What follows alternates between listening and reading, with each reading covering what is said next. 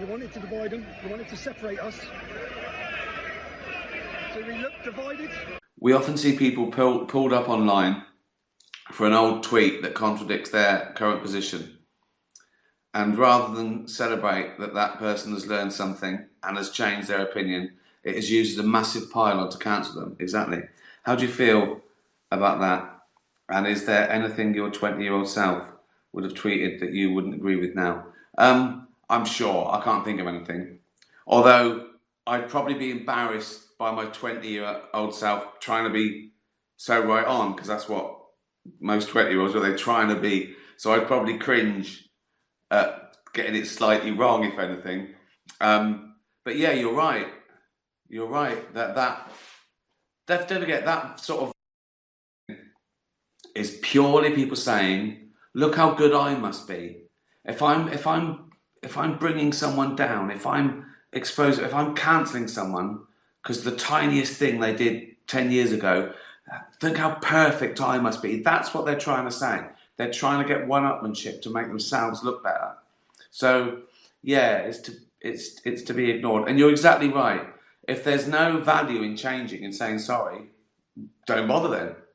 It's ludicrous. You're exactly right. People, if you find something that people was 10 years ago and now they're not, you're right. That should be applauded because they've changed for the better. But it's just people hating on each other to make themselves look better.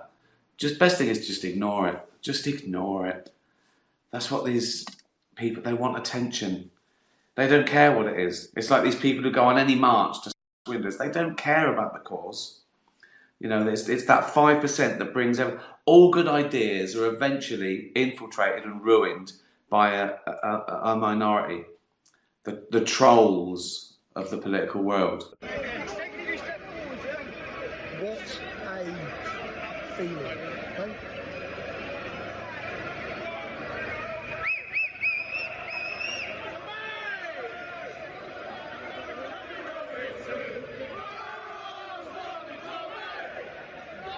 Most man in Britain.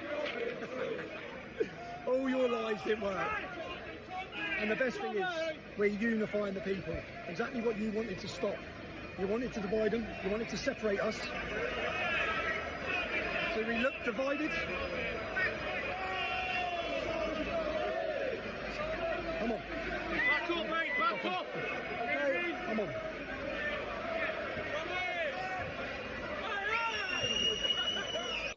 But most people are all right. If you looked at Twitter, if an alien looked at Twitter, they'd go, "We're not going there. It's mental," right? But if any aliens are watching, it's not like that.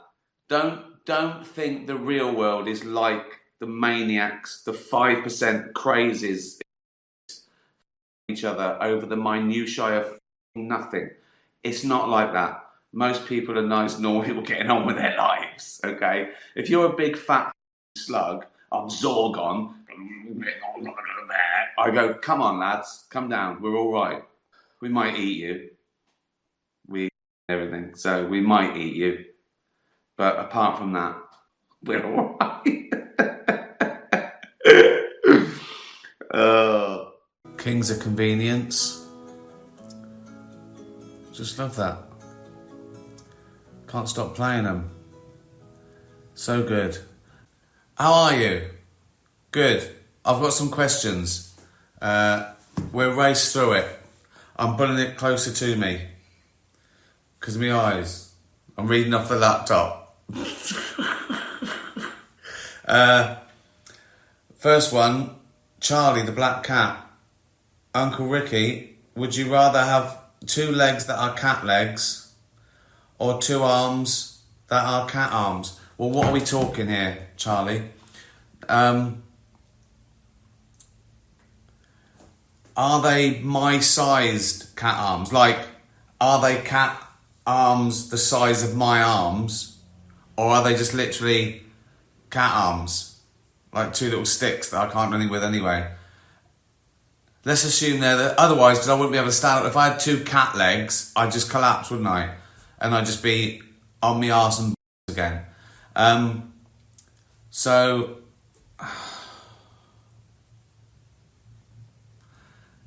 if I had cat arms, I could walk around, I could pat things and scratch things, but I couldn't play the guitar, could I? Or tweet, or hold a fucking comb, or if I had assuming I could stand up on Ricky leg size cat legs, I'd have my arms and big old, let's say lion's leg. I have lion's legs and my arms, and I could do everything.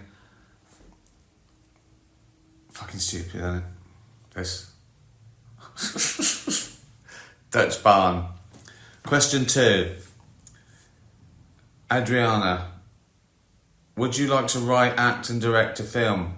If yes, do you have a subject in mind? Well, I've done a couple. I've written and directed and acted in Invention of Lying, Cemetery Junction. I wasn't a star. Starred in Ghost Town. Didn't write it. David Brent, Life on the Road. Special Correspondence. Would I do another one? Maybe. I'm not as excited about doing a film at first. But the guts has been ripped out of Hollywood. It's still nice to do a film, I guess. Maybe a Netflix film, but it's not the same. So I think TV overtook film, really. It's just the most compelling. You can get, a box set series. You can absolutely get lost in and look forward to it every day and every night. But if I had an idea that could only be a film, like I didn't think it was a series, I enjoyed doing that short film. It was only one day's filming. A lot of my decisions are based on laziness, effort, etc. But yeah, I would do. I don't know. I'd like to do maybe a horror would be good, or set up some sort of franchise, some sort of weird horror or monster movie, or sort of not a spoof, but a deconstruct a superhero, like a really screwed up superhero. I don't know. I haven't thought about it because I think in terms of series now, stand up and series. I don't think of film anymore, but it's great fun though. It's great to do. Hard work as well. It's a lot of hard work for like 90 minutes. It's about as much work as for a series. For some reason, I don't know why. I suppose I don't know why. Because I could film an hour and a half of series in 3 weeks, but a film always takes 6 or 7 weeks. I think everyone wants paying more. I don't know. What's this? Julia, Uncle Ricky. I've done that one. Fucking hell, my eyesight. Louise, happy birthday for Tuesday. All those 63 years ago, when your parents welcomed you into the world, what were the most important values they instilled in you? And were they also comedy storytellers? Only like everyone is. I don't think they're particularly. We didn't sit around a fire telling ghost stories or folk tales. What are they instilling in me? I think sort of work hard and pay your way. A big thing growing up was like, I don't know if it's an old-fashioned value. It's probably still there, but being a scrounger, not paying your way, that was like a big thing. I remember that was that he doesn't buy around, or he doesn't. You know what I mean? Like he lives off his mum. He lives. It was always about people not pulling their weight. which is probably quite evolutionary, isn't it? That is probably group selected. Like when we were tribal and hunter-gatherers, you would have been rejected. No one would go, yeah, he doesn't feel like working this year.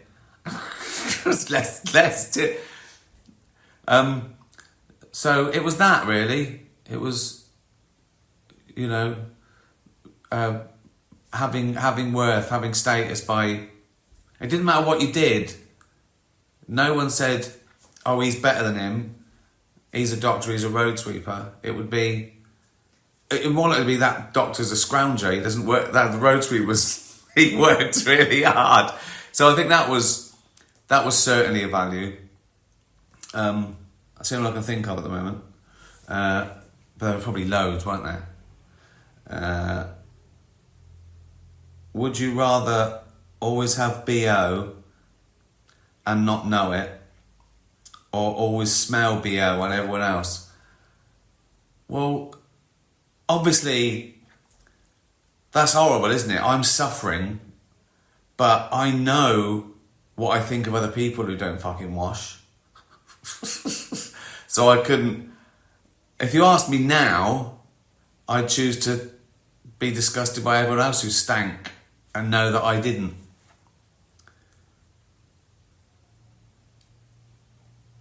Horrible, isn't it? BO is horrible, isn't it? Because I don't think, they might be working hard. Do you know what I mean? They might be sweating because they're working hard. It's old BO. That's the worst bit. You go, they were sweating yesterday and they put the same fucking shirt on. But also I think that when you're smelling something, that is going into your nose and lungs, isn't it? I might as well be... that I'm imbibing their fucking sweat.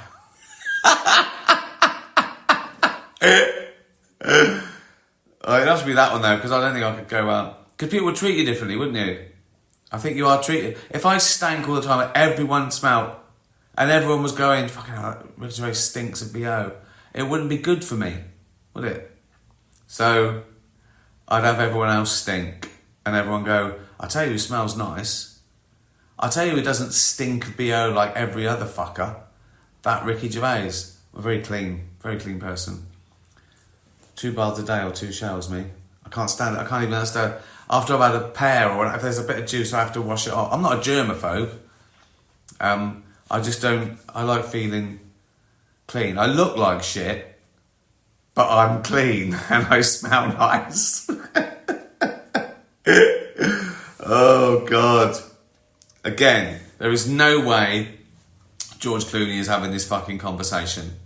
Ever.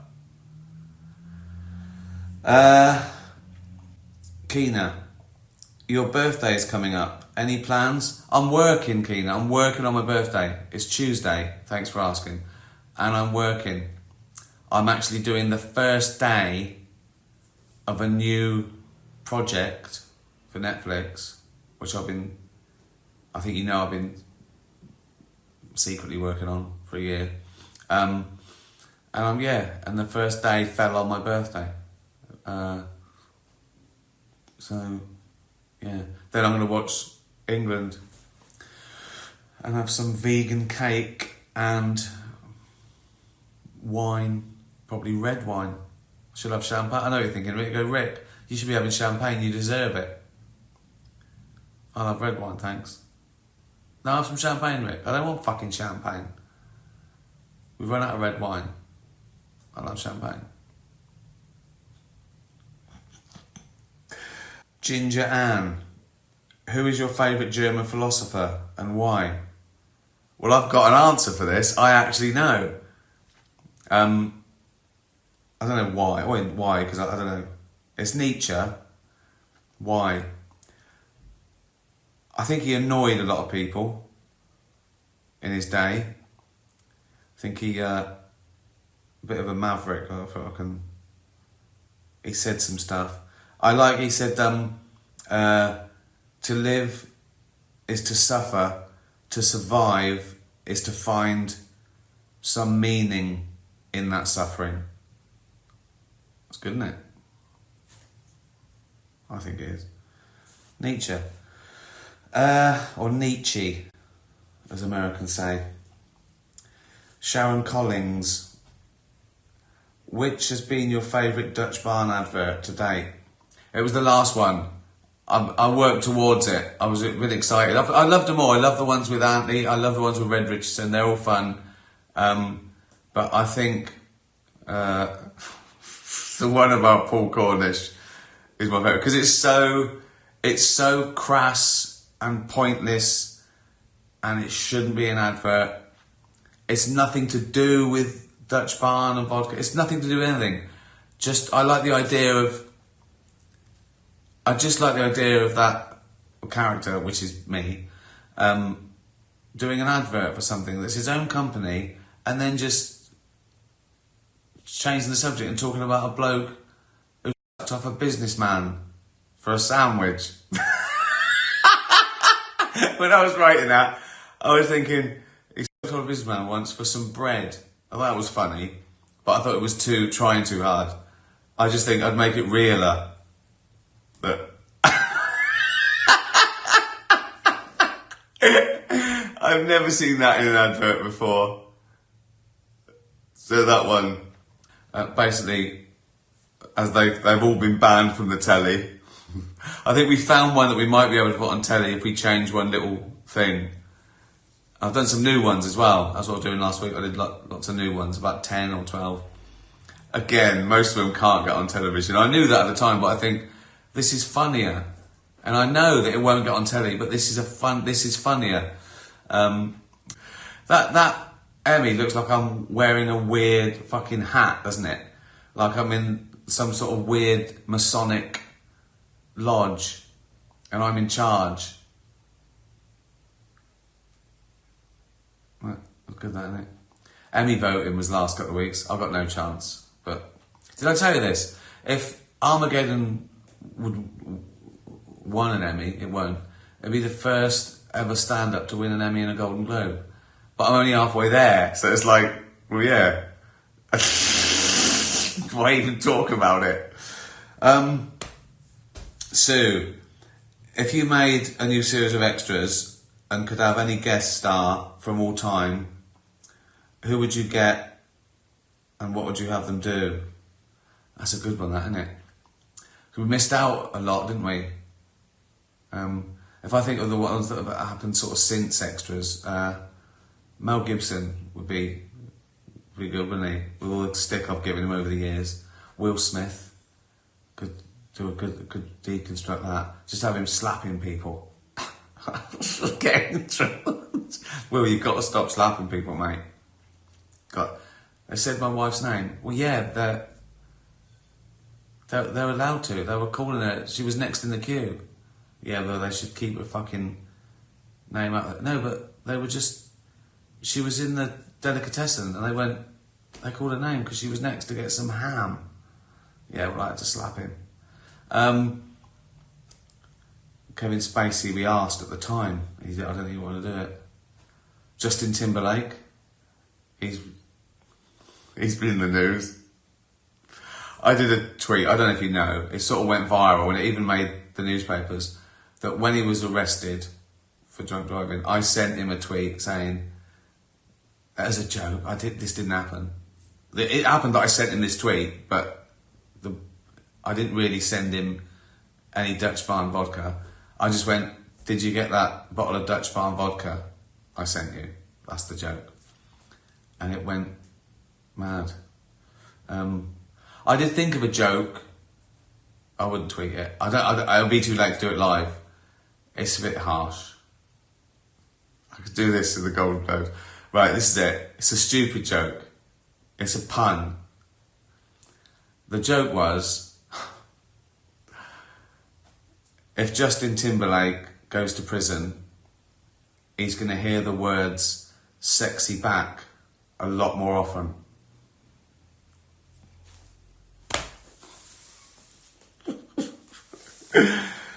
Oh, there you go.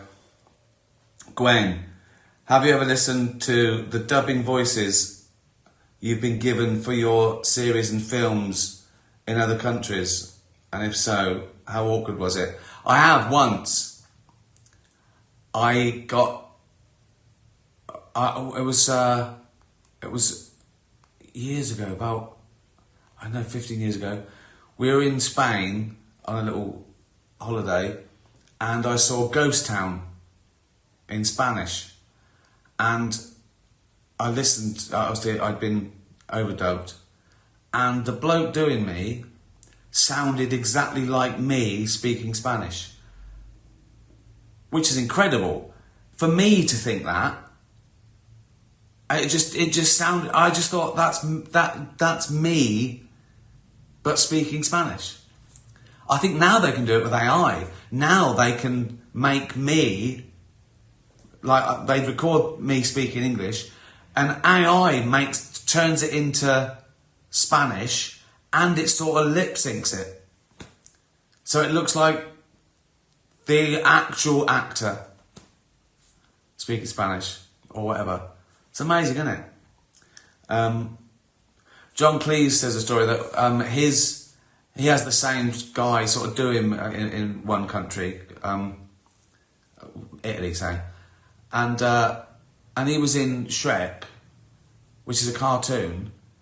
So in those countries where someone else voices John Cleese and it's a cartoon, John Cleese isn't even in it, but he still gets the credit. He's not in it visually, and he's not doing the audio, which is weird. Jeannie, you're lying on the couch and one of these crawl across your face. A spider, a cockroach, or a rat. Which is the worst? The spider. I wouldn't care about the other two. In fact, if a cockroach walked past, I'd jump, because I'd think it might be a spider, and then I see it was a cockroach, I go, oh, on your way. Not a problem. If I do that and it's a spider, oh my Christ. I wouldn't care about anything else crawling across my face. A leper, maybe. I go, what are you doing in my house? Shouldn't you be in the Bible? Is this your...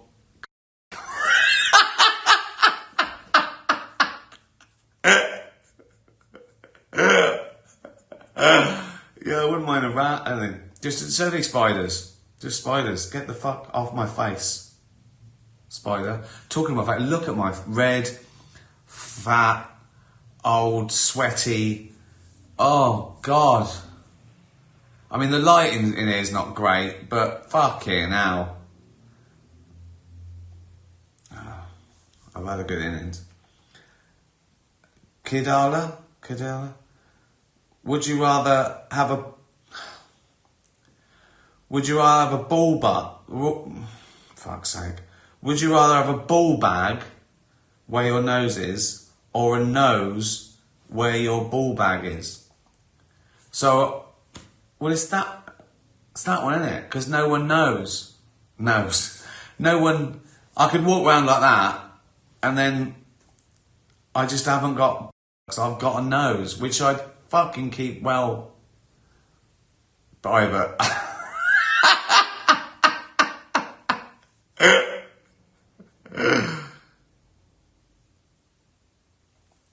It's got to be that one. I think I'm just going around with a ball bag for a nose. And a ball bag. You got two ball bags. So it's two noses, I guess. Just because, again, I think you could have a normal life, relatively, if you had a nose, as opposed to weird balls. Keep your pants on in all situations. You know what I mean? No one will know. I wouldn't accidentally go to a fucking speech, would I? Oh, fuck, everyone knows about the nose now. This has been particularly bollocks, isn't it? Always ends with bollocks. Richard, would you rather have 6 foot legs and 1 foot arms, or 1 foot legs and 6 foot arms? There's no advantage to 6 foot arms, is there? Is there? I suppose boxing. But I'd be, I have 1 foot legs. So suppose I have 5 foot, say I've got 3 foot legs. So I'd be 3 foot, so I'd be 2 foot shorter. So I'd be, is that right? I'd be 3 foot 8 with 6 foot arms.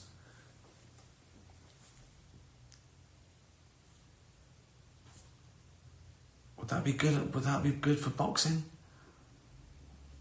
I don't know if it would, because you've got to stabilise with those. I don't know an advantage. I'd do a lot of pull-ups, couldn't I? Because I'd be, but then what's the advantage in that? On a beach, showing off. And people wouldn't be going, God, he can do a lot of, they go, fuck me, what is that freak? Got fucking, oh no, oh, hold on, yeah, I'd have 6 foot arms and 1 foot legs. What the fuck? What's the point of that? I mean, it'd be like a mega orangutan, wouldn't it? Or 6 foot legs and 1 foot arms. See, 6 foot, so 6 foot legs, so I'd be 3 foot taller. So I'd be 8 foot 8. 8 foot 8, but with 1 foot arms. This can't be that one. I mean, being 8 foot is just ridiculous. There's no, that's terrible. And 1 foot arm, that's the worst. I'd have to have 1 foot legs and 6 foot arms. They'd drag on the floor, wouldn't they?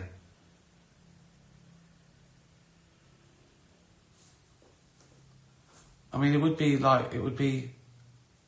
ape-like, I suppose, wouldn't it? But, like, mega.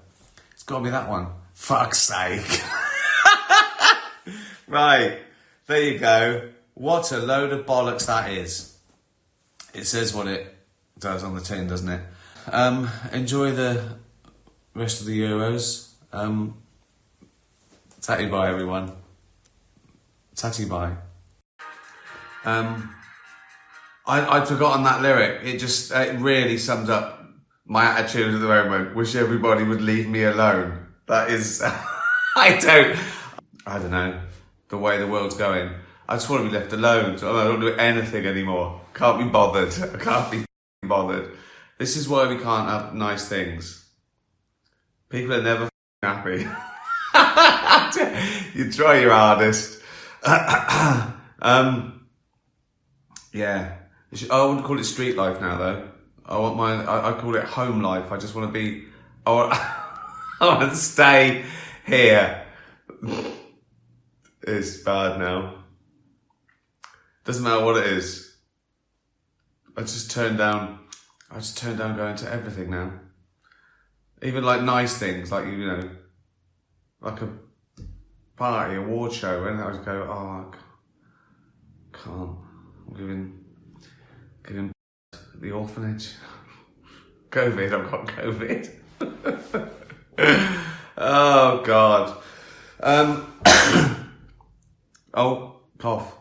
See? I tested yesterday. Right. Yeah. I was forced into this. Dogs and cats going, you doing a thing tonight?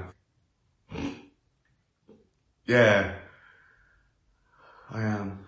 What's been happening? Right, here's some questions. Titch was straight in.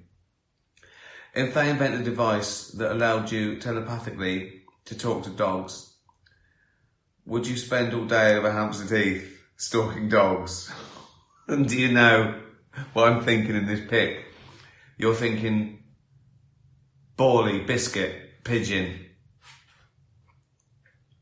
Just like that. In your head. Yeah, that'd be amazing if I could talk to dogs, wouldn't it? I'd use them as an army, I think. That's if someone was annoying me. I go, and I'd roar, the dogs would come out, and I go, like that. And he'd run away.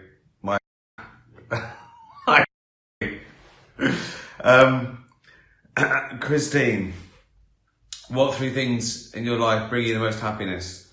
Well, I assume you don't mean friends, family, you know, spouses and all that. That would be obvious, wouldn't it? That would use them all up, wouldn't it? So apart from that, take that as a given. Work. I like doing the work. Even though I know people who complain. I still enjoy doing that. I enjoy coming up with stuff, and I go, oh, this will annoy people. So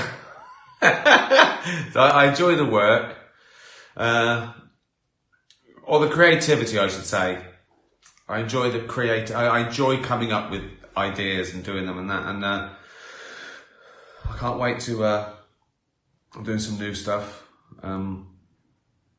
next week, new material. I love that bit of it. I get excited about that. Come up with a new idea, but then I want to go. I don't want to do anything else ever again. Then you start thinking of all the admin you've got to do. It takes ages, like a year's work, half hour on telly, and people watch it. And some people go, oh, it was good. Some people go, yeah, it was alright. Some people go, I didn't like it. Some people go, I'm going to write a letter to the BBC. Well, actually, I missed those days. That's why there's so much more complaining these days. Because 20 years ago, if you wanted to complain about something, you'd get out a pencil and paper and you go, dear BBC, I can't be bothered. What am I doing? Let's have a cup of tea. Right? Brilliant. Right? Now, they can fire a tweet off. And someone goes, yeah, dude, suddenly it's like a thing. It shouldn't be a thing. It shouldn't be a thing. Turn the telly off. I didn't like this. Who can I tell? Don't tell anyone. Just don't watch it again. What, 3 things? So, creativity. My work that I do, it just happens to be my job, but I love that, coming up with stuff. Dogs, animals in general, I suppose animals, nature, creativity, nature, playing tennis. I look forward to that all week, like 1 hour. If it rains, I'm furious. I need a tennis court in my house in London so I can play every day. Even against a wall, like a really sad kid. I'd be happy with that. I'd be happy with half a tennis court and a big wall. Because then I could play tennis and I wouldn't have to meet anyone or arrange anything. Like a proper little mad recluse. That's how I taught myself. After school, by myself in the gym, hitting against a wall. Yeah. So, creativity, animals, tennis, wine. That's 3. Right. Max and Muffin. Did you consciously move your foot when you were talking about Lisa in Afterlife? His friend, oh yeah, but this is Max and Muffin, and his friend's a widower, said that they tap their foot when they're talking about their wives. I don't know if I did it specifically because of that. I'm pretty sure I didn't, but like if you're getting emotional and you're anxious, I think you do fidget. Like to control it, you're trying to control things. I don't know. I don't know if that's true, but I usually do act. If I'm sad, I do. My lips quiver and you fidget because you're embarrassed and you're nervous and you're thinking. I also think I do it. So because you're childlike, because you're vulnerable, you're worried and you want comfort. So a lot of people, when they're really emotional, they revert almost, like they're weak because they need comfort. So I did do it consciously, but I didn't do it specifically, like, about being a widower. But yeah, I'm fascinated with body language.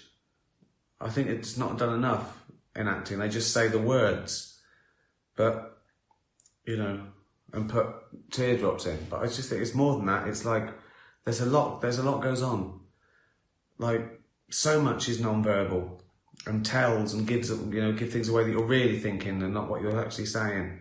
So I'm fascinated with the psychology of body language, yeah. And that's very nice that people have noticed. Gunnar, what are the necessary components for defining consciousness? The necessary components for defining it? Well, words. I have to use words. Well, it is a tricky one. I still don't think people quite understand what consciousness... A definition of consciousness, in layman's terms, And I don't say that like I'm not a layman. I am a layman. Although what people don't realise is, right, because I talk to cats and dogs, and I say stupid, and I look like a bag of shit as well, right? And I've got a stupid Reading accent, and I look thick and old and drunk, right? Right? They don't realise that I have got an honours degree from a top university in philosophy, okay? And discussion of consciousness was one of the first things I remember when I did my degree, discussing Descartes.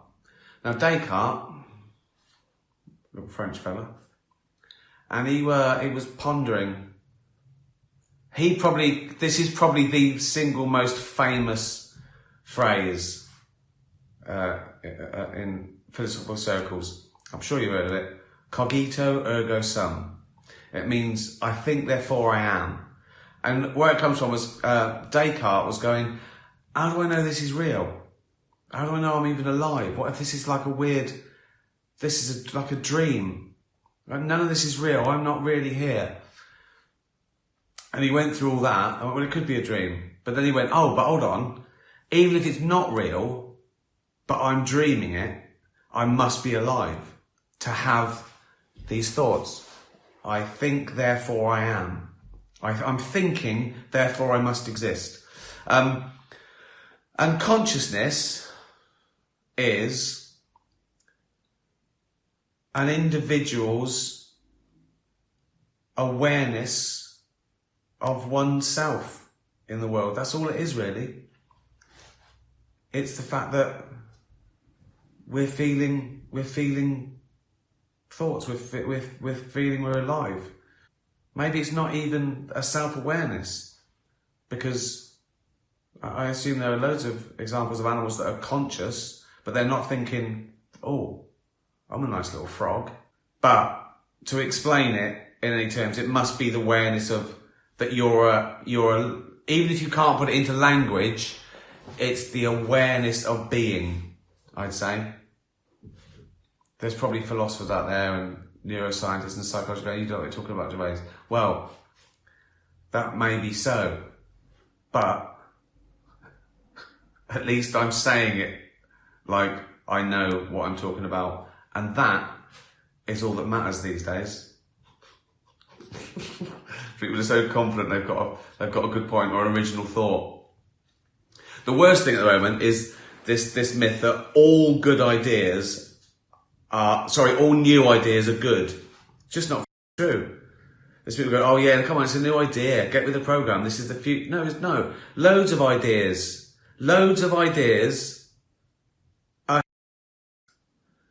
And they have a go at when you go, hey, let's go back to the way. Loads of ideas. Everyone who's had a new idea thought, that's a good idea, isn't it? No, it's not. It might not be. It's a idea.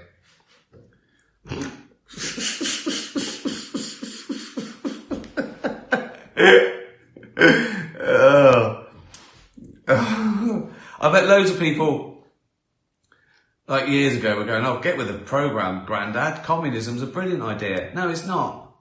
Same with fascism. No, they were new ideas once, weren't they? Fascism, communism, they're all new ideas.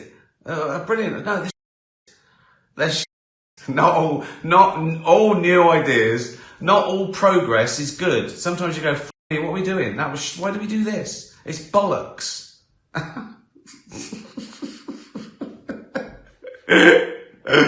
Oh, God. I mean, the internet, that seems like a good idea at the moment. I think soon we're going to turn it off. This.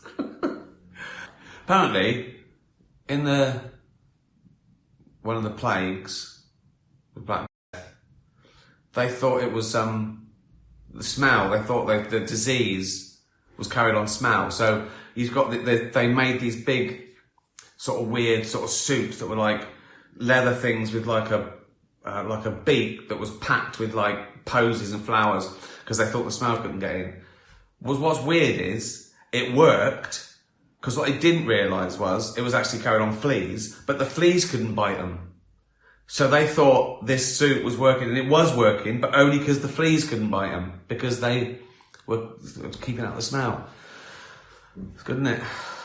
I could invent. Oh, that'd be useless. That's a good question, that.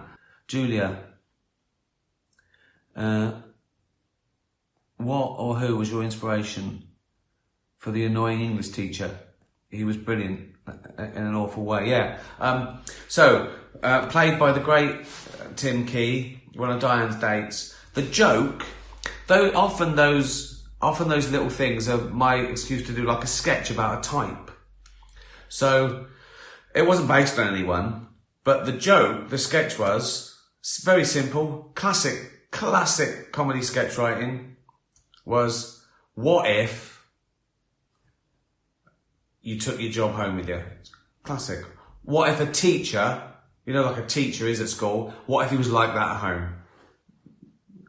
Classic comedy. So he couldn't get out of how he treated children with an adult. Elbows. Sit up. That was the joke. Then you just build things around him, make him pompous, make him rude to waiters, make him sort of arrogant, make him, you know, think that he's a genius. But that was the inspiration. What if a policeman was a policeman at home?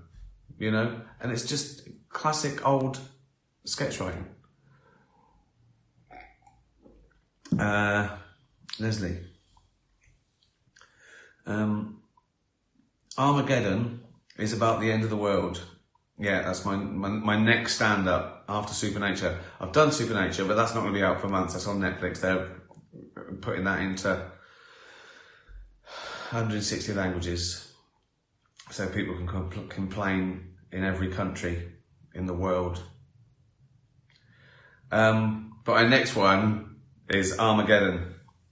My question is, did you find your head was just bursting with so many ideas for this subject? Yeah, it was. So the basic premise of this is, it's me.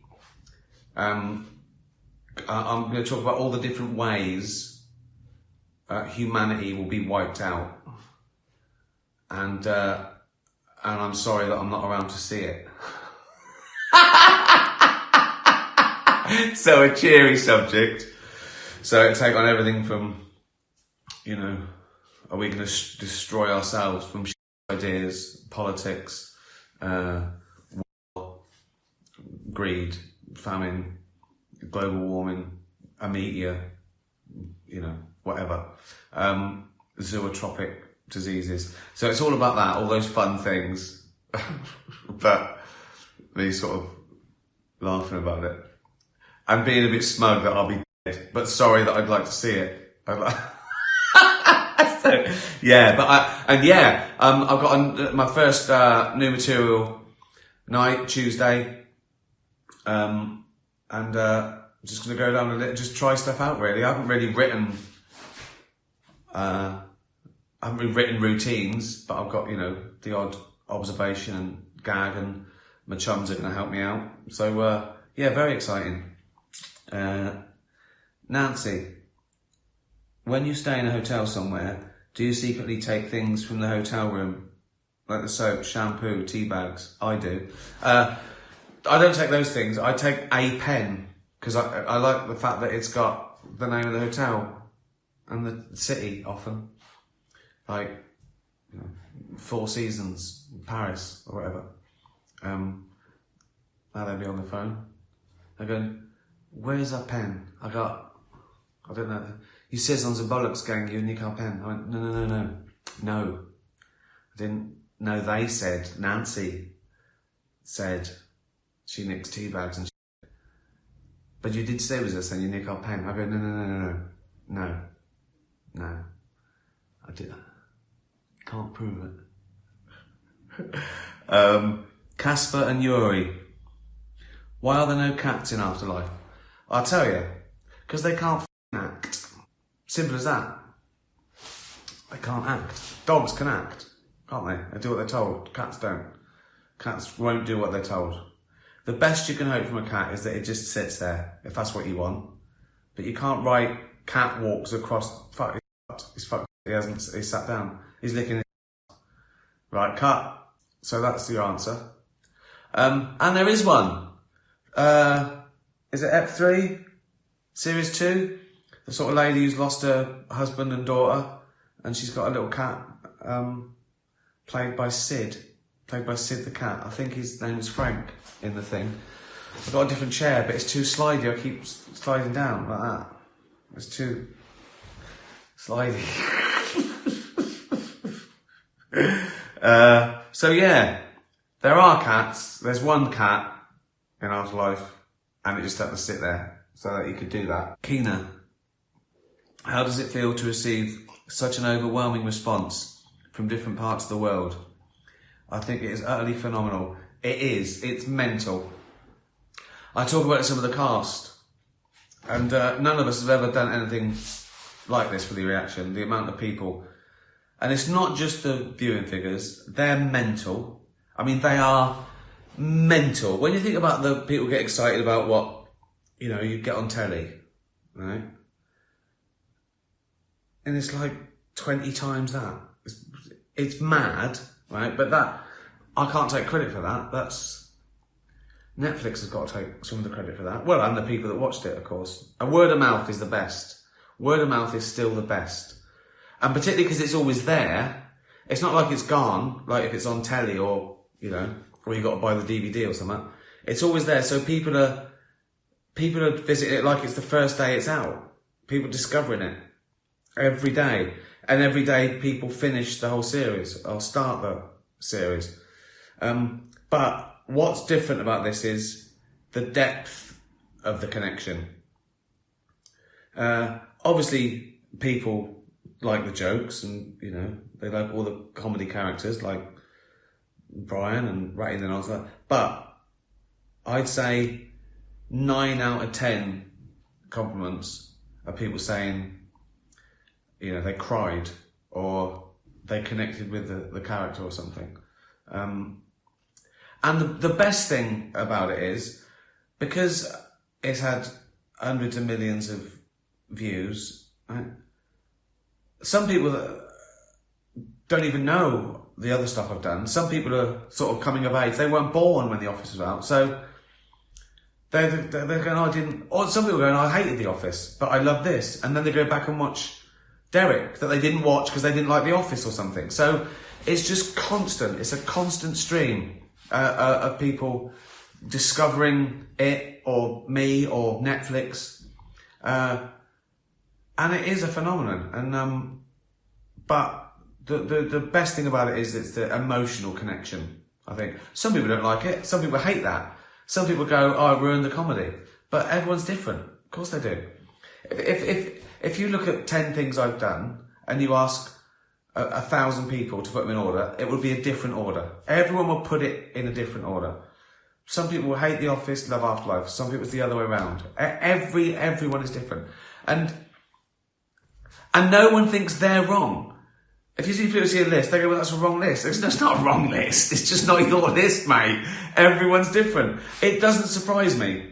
It never surprises me what order people put my stuff in. I just think, well, yeah, because you're a person. So you're going to have it in your order. But people take it personally. You see it. I see it online when someone says, I hated The Office, I love this. People go, you're crazy, dude. I hated this, I love The Office. There's no argument. It's not a right or wrong answer. It's so weird. Because they take it, they think, oh, why isn't everyone the same as me? Why do people love that thing? I hate it. Or why don't people love that thing? I love it. So it is phenomenal. And overall, obviously, it's just amazing. And the important thing is that's the proof of the pudding, right? I see these things that a few people rave about and no one watches them because it's sort of like there's a snobbery. You're going to watch this thing. It's like like the posh press or champion something, and then you look at it and you think, well, it's everyone in the world is equal. Everyone is just as valid 1 million people watching something, you know, that's amazing to me. I realise more and more that I only care about the audience now. I used to love awards and reviews only because I wanted people to watch the show, but now I realise it's irrelevant now because social media. Like, more people are watching this than read a newspaper today. So, so I thank you. I thank the people at home for watching this sort of shit, retweeting things, watching Afterlife. Derek, you are the only, that you're the only ones that matter. Nothing else matters. And that's the thing as well, that I think the broadcasters are suddenly realising that in studios, is they can put all the 5-star reviews and say won Oscars, doesn't matter. Whereas if people watch something, they want a piece of it. They want that's all they care about deep down, because they only care about awards and reviews to get people to watch the thing. So if you go straight as a new advice I'd give to a new director, go straight to the public, go direct to the public, and that's what matters, and that'll stop you being a fucking snob and just worry about the ordinary people. I include myself in that, by the way. I'm an ordinary person. I'm not saying I'm special. Far from it. But that's one of my pet hates. I see that. Celebrities definitely think they're a little bit better. They're not. They're worse. They're worse. Right. There you go. That was half hour of absolute, wasn't it? Thank you so much. Thank you for watching. Buy a t-shirt. Buy something for charity. Help the dogs and cats, all animals. Be nice to animals. And cheers. Tatty bye, everyone. Tatty bye.